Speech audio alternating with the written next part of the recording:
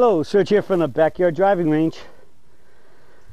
We have a question that came into customer service, and this one comes from Jeff Severed, and he says, "Dear Serge, great tip on multiple and explanation tips on this issue.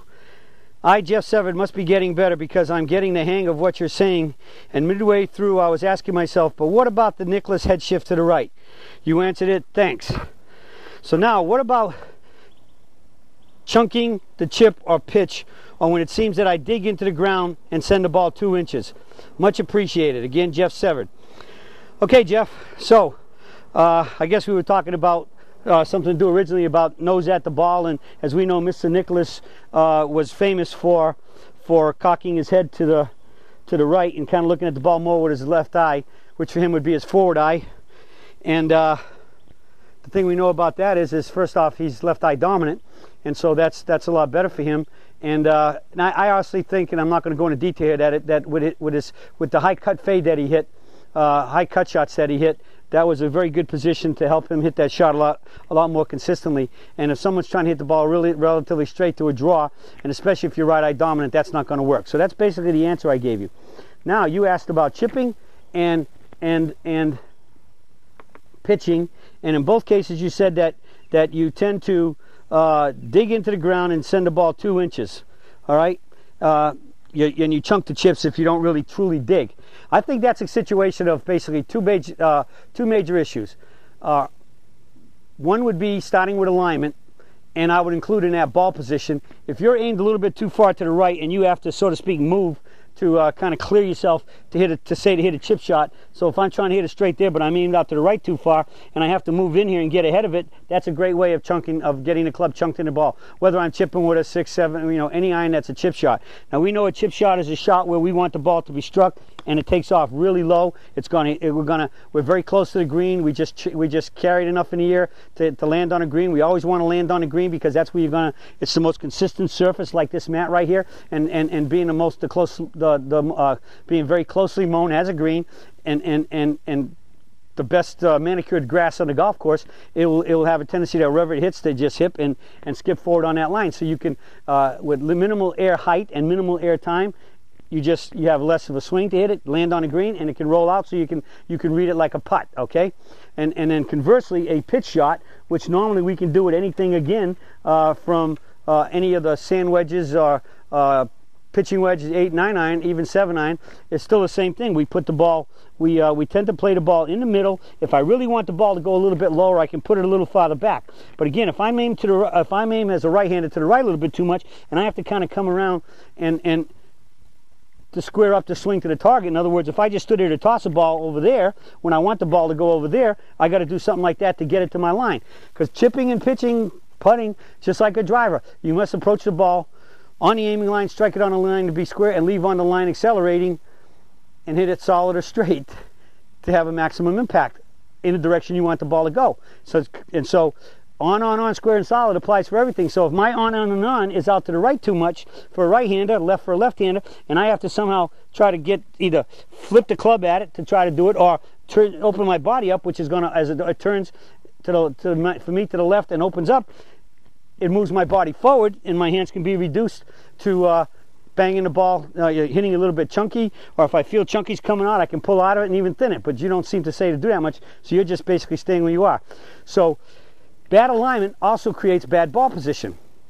But I think what's happening with you is probably no matter where your ball position is, you're either doing what I just described, somehow turning too fast and opening and getting your shoulders ahead, and or you have your hands too far ahead. Now, one of the things a lot of people do is they walk in and say I want this ball in the middle, and they do this more with pitches than they do with chips, but it still happens on chip shots, but especially on pitches. They walk in here and all of a sudden they decide that they want the hands this far forward, so they just walk up in here because they want to take this pitching wedge and chip it a little bit lower and run it out more. All right, so they get the hands up here too far. Now the key is we know that when we swing a club, the hands cross and come together perfectly at 12 o'clock and 6 o'clock, which means they're in line with your spine. Okay, so we're always going to consider the spine, the top of the spine, the key, that is the fulcrum where everything has to be in line at impact to make a consistent impact. So if I want that much hand tilt forward, and if I just walk in, put the ball in the middle, and then I want my hands that far forward, I will very likely chunk that ball every time, because when my hands return to the bottom of my arc, which is at the top of the sternum, my whole sternum's here, but we gauge it from the top because the arms swing up and around the sternum. If I started with my hands here and I just let my hands return back, there's the big chunk. All right? So the key is, if I wanted that much forward press, I have to move forward until, I like to describe it as, the top thumb, in my case the left thumb, is directly underneath the top of my sternum.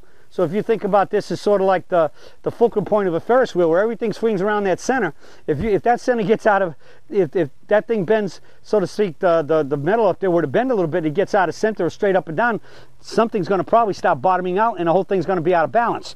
So what happens is if I'm going to walk in and I want more forward lean, I'm going to get in here, I'm going to walk in, I'm going to get my shaft set where I want it, and then when I take my setup, I'm going to be here so that this is in line, the top of the thumb to right here. And when you do that every time, it returns back perfectly.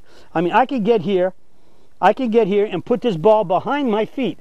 Right now, if I did that, if I had the ball, if I had this much shoulder lean, the only place I'm going to get that much shaft lean, is I have to be here. So if I had that much shaft lean, I'll bottom out even farther back here unless I try to start coming out of it. So if I want that much shaft lean, I'm just going to walk in. I'm going to walk into my ball, get the shaft lean I want for the shot I'm envisioning. I've sensed it in my mind. I feel it in my mind. Those of you who visualize really well would have visualized how the ball will fly and everything else. And if I want that much shaft lean, I'm going to walk in here and keep adjusting my setup until I set my stance. So again, that this thumb is directly under my torso, right underneath the sternum. And again, how I release it can depend on the height, because even with the ball back that far, if I release and let my club face come more skyward, the ball will go higher. But very nicely with good projection, penetration. Or if I really want this thing to be really low back there, I just keep it low and I keep the face more square to the target line. But the point is in chipping and pitching, you have to have the top thumb knuckle directly under the sternum for impact to come. And so basically when we swing a golf club too, that's where it is. It comes back to right here, under the sternum. So any shot, but especially chipping and pitching, it's really easy to get out of position. We just get in here and put those hands forward and boom, clunk. All right, so if you want that shaft lean, always set up where that's in line, and you hit it nice and solid, pinching it with very, very shallow divots. If anything, just tearing the grass out of the ground like a good divot with a regular shot. And so I think that's the #1 problem. Either you're aiming to the right and or you have your hands out of position to where they will return at impact to your lead thumb just below your sternum. All right? Okay, well that's it for the search for today on how to have nice, crisp, constantly hit chips and pitches where we hit it crisp and get the trajectory, the penetration, and the rollout that we want. So hitting those good chips will get the ball a lot closer so we can shoot those lower scores. That's it for the search for today, and I'll be talking to you all again soon.